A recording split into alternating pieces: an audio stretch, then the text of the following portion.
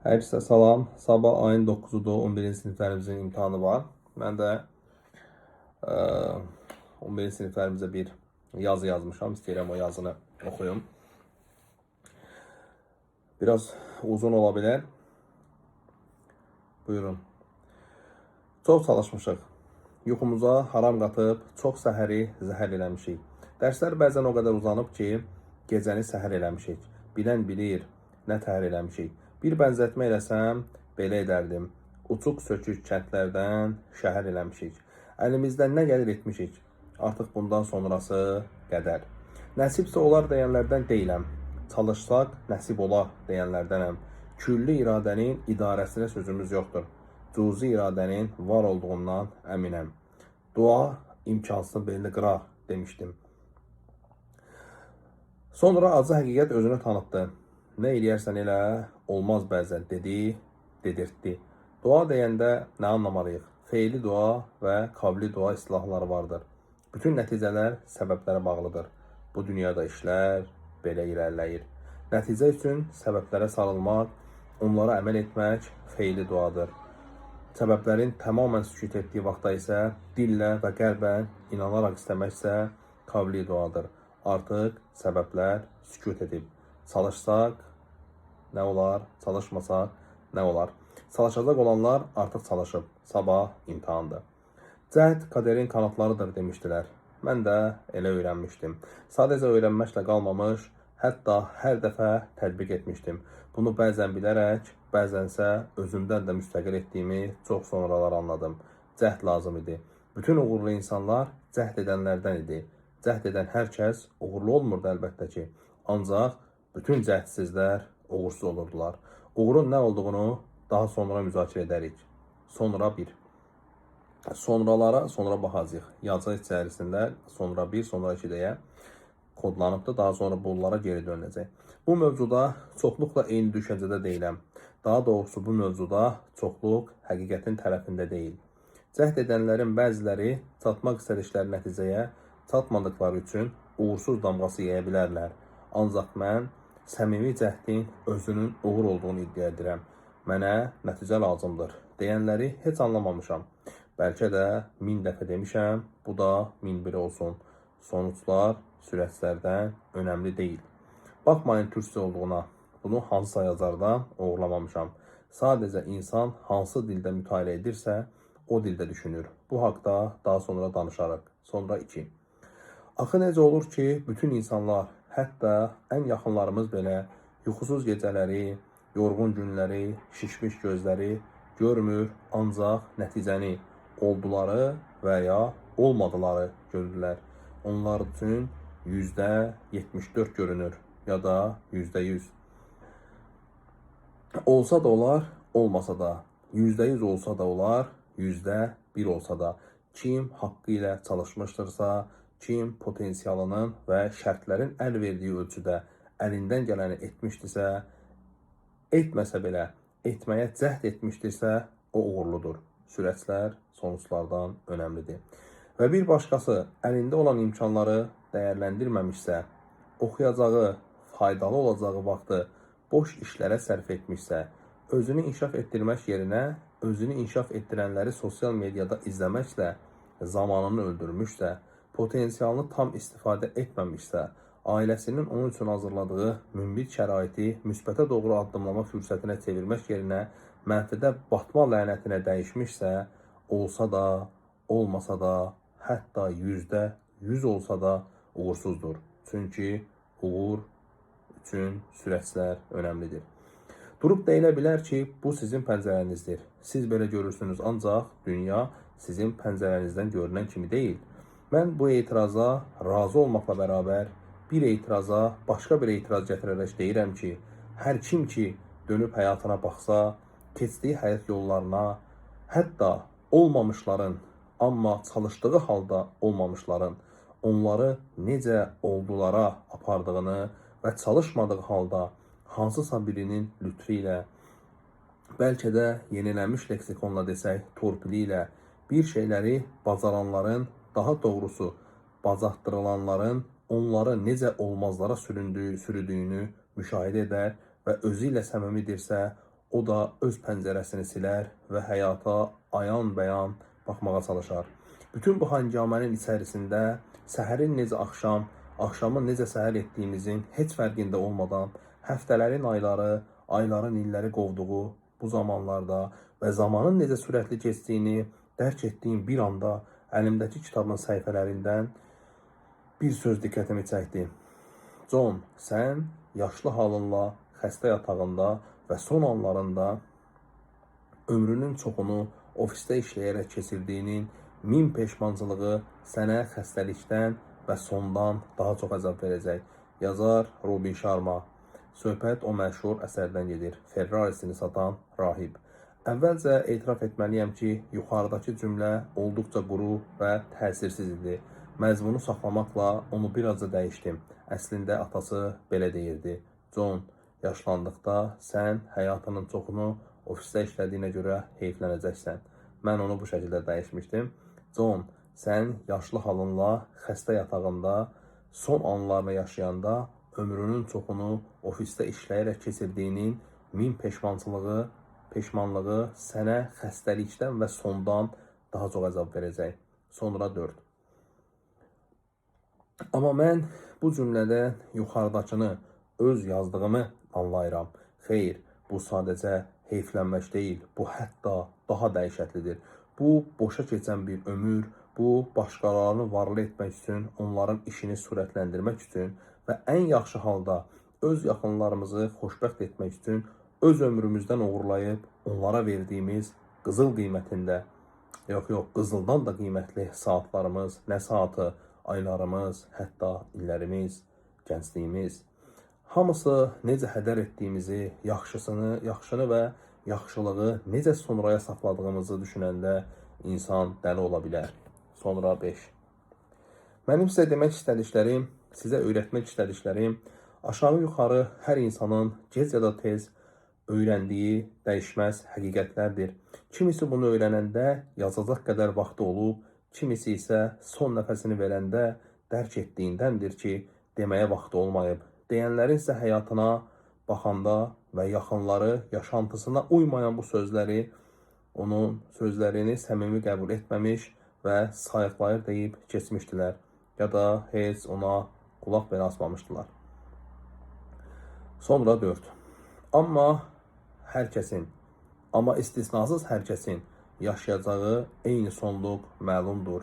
Biz insanıq və insanlar ölür. Bəyan apaçıqdır.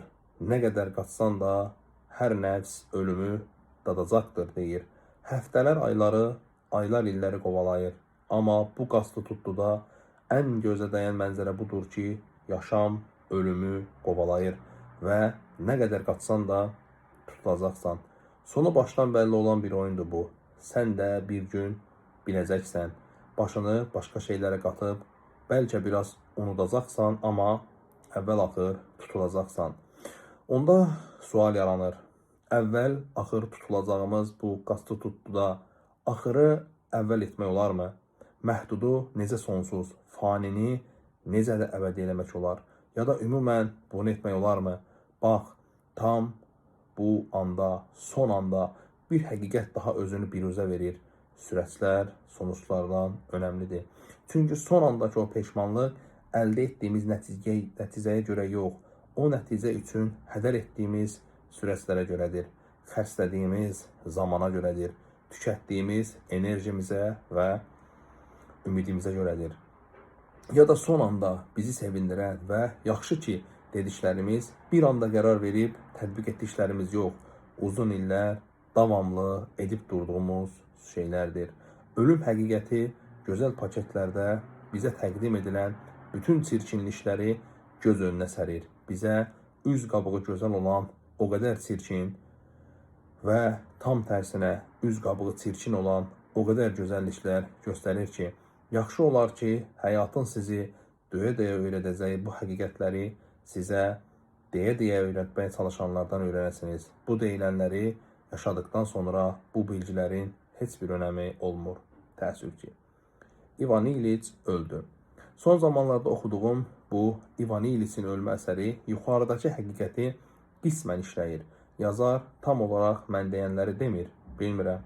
Bəlkə də istəyir ki, oxucu özü anlasın. Amma mən sizə əziyyət verməyəcəm. İliç ömrü boyu vəkil işləyir. Gecəsi gündüzü olmur. Sonra bir anda xəstəlik biruzə verir və bir müddət xəstə olur. Onun dünyası yıxılmış ikən bir də baxır ki, dünya fırlanır. Heç bir həyat axsamır. Qızı nişanlısı ilə filmə gedir. Yoldaşı ömür boyu yaşadığı kimi bu gün də mənasız yarışa davam edir və rəfiqələrindən geri qalmamaq üçün hər şey edir. Bir müddət sonra İvan İliçə hətta otağının qapısı belə sən bizə yüksən deməyə başlayır. Axı onlar üçün çalışıb vuruşmuşdu. Hər şeyi onlar üçün eləmişdi. İndi nə tez yadlaşdı bütün doğmalar. Sonra İvan İliç öldü xəbərini ən yaxın dostları belə qəzetdən oxuyurlar. Sonra 5. Yaxşılıqları sonraya saxlayırıq. Təkcə başqaları üçün yox, elə özümüz üçün də yaxşı olacağını düşündüyümüz o qədər şey var ki, sonraya saxlayırıq. İki cihan günəşi ertələyənlər həlak oldu deyirdi. Kim bilir neçə dəfə içimizdən keçib ki, içində olduğumuz çirkabdan çıxaq. Amma sonraya saxlamaq bəlası ilə çirkabın içinə tirtap yıxılmışıq. Yox, pis olanlar üçün heç bir fürsəti əldən verməliyik. Birinə bir sözümüz olsa, axtarıb tapar sözümüzü deyərik. Hirsli başda ağıl olmaz deyərlər axı. Bir hirsləndik heç gecikmərik, tələsərik. Halbuki xeyirdə tələssəydik, ziyanda geciksəydik, daha gözəl olmazdımı? Artıq keçdi. Vaxt var idi ki, deyirdim ki, gec deyil, amma tez də deyil. İndi isə deyirəm ki, artıq gecdi. Edilməli idi, edənlər etdi. Etməyənlərdən keçdi. Gərək ki, sonraya saxlamazdıq. Elə isə heç olmasa bundan sonra etməli olduqlarımızı edək, sonraya saxlamayaq. Sonra 1. Uğur nədir? Uğur çatılan yer deyil, gedilən yoldur. Əldə edilənlərin nə olduğundan daha çox onun necə əldə edildiyi önəmlidir. İndi mən sadə bir sual soruşuram. Cavabı təmiz sinələrə və hələ də ölməmiş vicdanlara buraxıram. Bir vəzifədə olub, səlahiyyətindən istifadə edib, oğurlayıb milyon yığmaq uğurdur, yoxsa fürsət olduğu halda bunu etməmək uğurdur. Axı daha qəddarlar, daha çox insanların haqqına girənlər, dövlətdən daha çox uğurlayanlar necə daha uğurlu ola bilərlər ki, necə daha uğurlu hesab edilə bilərlər? Elə isə uğur nədir? Məncə uğur təmiz olmaq və təmiz qalmağı bacarmaqdır. Mən 30 yaşına gəlmiş və heç siqaret çəkməmiş birinə, heç içki içməyənə, heç şər atmayana, heç insanların haqqına girməyənə deyərdim ki, bu bir uğurdur. Soruşmaram ki, uğurun sirri nədir? Çünki bilirəm, nə bir sir, nə də bir sehir var ortada. Hamımız günahkarıq və təbiətimiz günah işləməyə müsaitdir. Allahın rəhmət etdikləri istisna. Nəfs hər zaman pisliyi əmr edər, deyilir. Sonra rəhmət peyğəmbəri günahkarların ən xeyirlisi tövbə edənlərdir deyir. Nasuh bir tövbə bütün günahları silib götürür. Yəni bir daha eyni günaha qayıtmama inancı, inamı, düşüncəsi və arzusu ilə edilən nasuh bir tövbə. Hər səhv bir dibə vuruşdur və zəminə dəyən top misalı yüksəyə sıçramaq üçün gərək ki, zəminə qədər düşəsən. Hər birimizin düşdüyü, dibə vurduğu zamanlar olacaqdır. Bu zamanlarda bir sözün mənə işıq tutmuşdu. Krizləri fürsətlərə çevir. Necə ediləcəyi tamamən şərtlərə bağlıdır. Krizlər necə fürsətlərə çevrilər? Mən 1000 yol içindən bir yol göstərə bilərəm. Yenidən başlamaq. Yenidən bir daha başlamaq. Gecədən bir sabaha başlamaq. Günahlardan çıxıb savaba başlamaq. Hər yanlışda doğruya bir daha, sonra bir daha və sonra bir daha başlamaq. Yeni limanlara çəkilmək və yeni dənizlərə açılmaq. Yenidən bir daha yenilənmək. Yarım qalan hər şeyi tam etmək. Geri dönüşü olmayan addımlar atmaq və çuxurları qazmaq bizə yaraşmaz demək. Heç olmasa çuxurlar qazmaqsa da çuxurlardan qaçmaq gərək. Çuxurlar qazmasaq da çuxurlardan qaçmaq gərək. Eyni səhvə təkrar düşməmək gərək. Bu mövzuda əvvəllər belə yazmışdım. Nə mənaya gəldiyini aşağı yuxarı məni tanıyan hamı bilir. Çay dizə gəlibdirsə, demək ki, bütün sorunlar da dizə gəlibdir. Yenidən başlayırıq. Ahmet Hamdi Tanpınarın bir əsərində dediyi kimi, biz işimizə bakalım, müşterilər bekliyor. Ya da ustadın herkes həbsə attıklarında dediği kimi, çay koy keseli, yeniden başlıyoruz.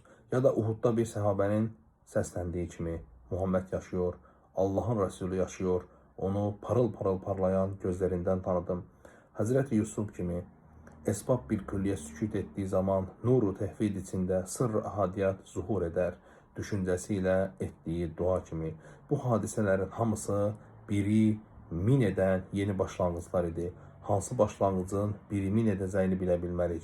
Onlar da bəlkə də 1000 dəfə yenidən başladılar. Çünki hamısı mömindir və bizim üçün olmaz deyə bir kəlmə lüğətdə yox idi.